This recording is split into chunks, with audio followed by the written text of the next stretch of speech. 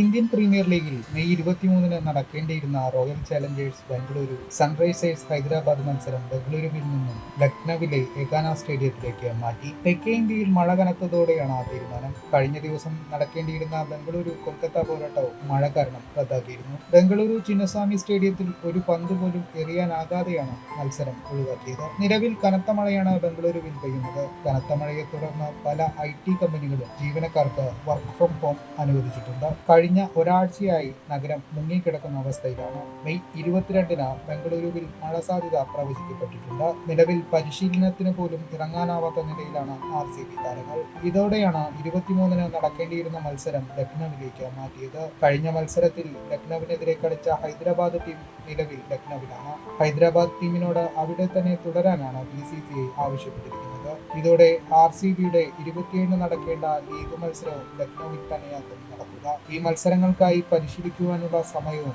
ഇതോടെ RCBക്ക് ലഭിക്കും.